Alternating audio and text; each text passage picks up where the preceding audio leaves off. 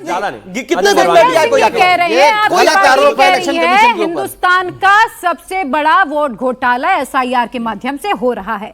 अब इसके पीछे तर्क क्या है, जरा मेरे दर्शकों को भी समझाइए, यहाँ बैठी ऑडियंस भी ये समझना चाहती कैसे। देखिए ऑडियंस है यहाँ पे, ज्यादातर मैं देख रहा हूँ यूथ है, समझदार यूथ है, और इनके सामने अगर तथ्य रखे जाएंगे तो ये क्लियर हो पाएंगे क्या सही है क्या गलत है। हमारे देश में बहुत स्पेसिफिकली बताया गया है कि एक संसद का, पार्लियामेंट का क्या ताकत है, इलेक्शन कमीशन की क्या ताकत है, पॉलिटिकल पार्टी की क्या ताकत है। धारा 327 हमारे देश में जो कॉन्स्टिट्यूशन की 327 आर्टिकल है वो ये कहता है कि हमारे देश में चुनाव से रिलेटेड जो भी कानून बनेगा, प्रक्रिया से रिलेटेड जो कानून बनेगा, या जो भी चुनाव से रिलेटेड चीजें होंगी वो संसद तय करेगी। चुनाव आयोग के पास ये अधिकार ही नहीं है कि वो कुछ ऐसा कर पाए हमारे पूरे देश में। ये हमारा कॉन्स्टिट्यूशन कहता है। कोर्ट ने तो कहा उसके है बाद सुप्रीम कोर्ट ने तो कहा है। देखिए सुप्रीम कोर्ट की कितनी रूलिंग्स को ये ऑर्डिनेंस लाके बदल देते हैं ये आप जानते हैं। मैं कॉन्स्टिट्यूशन की बात कर रहा हूं, आप कोर्ट में जाके ये कॉन्स्टिट्यूशन को गलत साबित कर दीजिए, हम मान लेंगे।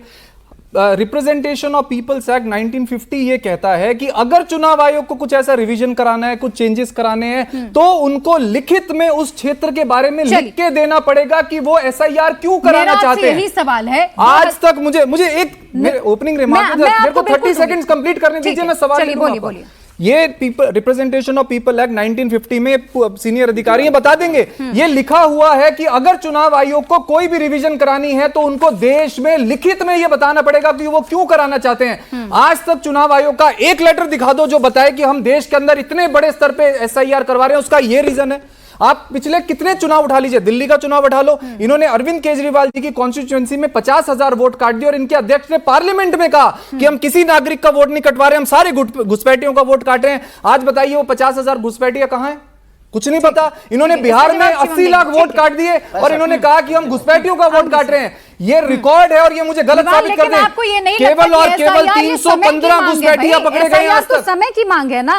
आपको नहीं लगता कि 2 दशक पहले के जो वोटर्स हैं उनमें से बहुत ऐसे होंगे जो मृत हो गए होंगे, बहुत ऐसे हो गए होंगे, बहुत सारे ऐसे लोग हैं जो दूसरी कंट्री में भी शिफ्ट हो गए होंगे, बहुत सारे लोगों ने अपनी जगह बदल दी होगी। तो आपको क्यों नहीं लगता एसआईआर इतनी जरूरी है? बिल्कुल सही बात है। मेरे और आपके कहने से जरूरी थोड़ी साबित होगी, ये तो देश की संसद तय करेगी ना, ये बीजेपी थोड़ी तय करेगी। चुनाव आयोग तो यही करने के लिए चुनाव आयोग के पास अधिकार ही नहीं है। अगर चुनाव आयोग को चुनाव लड़ना है तो आ जाए, वो चुनाव आयोग पार्टी बना के लड़ लें। उनका क्या मतलब है इस चीज का? देश की संसद तय करेगी, जनता तय करेगी। तो आपको देश की चुनावी प्रक्रिया पे कोई भरोसा नहीं है? सांसद संसद के अंदर जाके तय करेंगे, चुनाव आयोग को ऑर्डर देंगे तो चुनाव आयोग करेगी। मैं एक चीज कहना चाहता हूं, देश में किसका वोट करेगा किसका नहीं। इन्होंने ये कहा, एक लास्ट बात कहकर खत्म कर रहा हूं, मैं लास्ट बात कहकर खत्म कर रहा हूं। इन्होंने बोलूंगा नहीं, बस मेरे बीच में मत बोलना। नहीं बोलूंगा। इन्होंने 84 लाख वोट जो है वो यूपी के अंदर अभी काट दिए और क्या रीजन दिया? अनस्पेसिफिक, पता नहीं।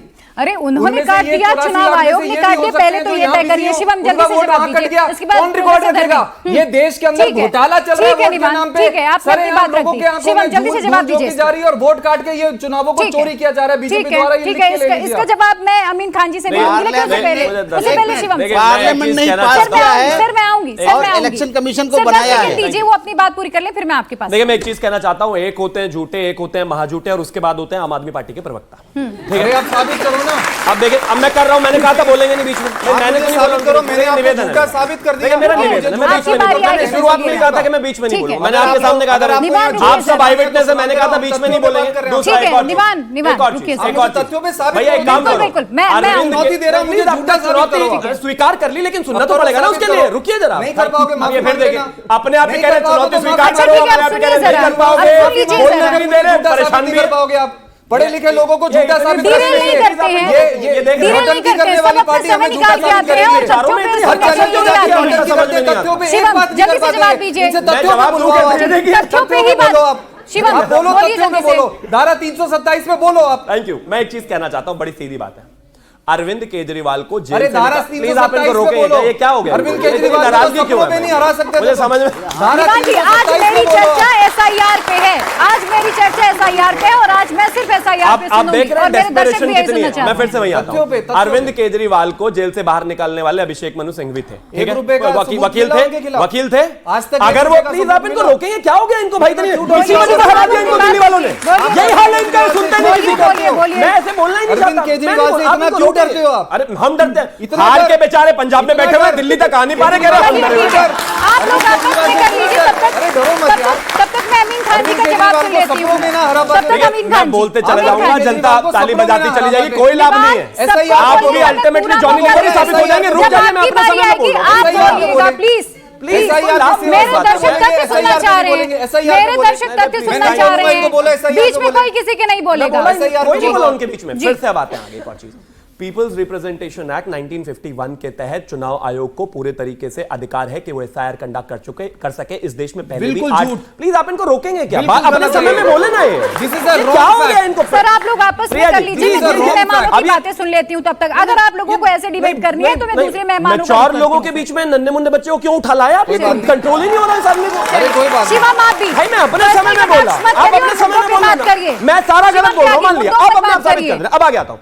इस देश में पहले भी 8 बार एसआईआर हो चुका है। एसआईआर की प्रक्रिया में पूरे तरीके से पारदर्शिता अपनाई गई, इसके बाद ही सारी चीजें बेहतर तरीके से चली है। बावजूद उसके इस देश के तमाम लोग जो हैं, पहले जब बिहार में एसआईआर हो रहा था उसको लेकर सुप्रीम कोर्ट गए थे कि यह प्रोसेस बिल्कुल गलत है, नहीं होना चाहिए, रोका जाना चाहिए। सुप्रीम कोर्ट ने रोकने से मना कर दिया। उन्होंने एक आधार कार्ड जरूर ऐड किया, लेकिन उन्होंने एसआईआर की प्रक्रिया को रोका नहीं। उसके बाद 12 राज्यों में जो है फिर से एसआईआर की प्रक्रिया को लागू किया गया, वो बादस्तूर चल रही है। अब ये अपने आप को बाबूजी कह रहे हैं कि मैं सुप्रीम कोर्ट से भी बड़ा हूं, आपको कुछ नहीं पता। अरे तो सुप्रीम कोर्ट को तो पता होगा ना। बाकी प्लीज थोड़ी देर और रुक जाइए, प्लीज थोड़ी देर और रुक जाइए।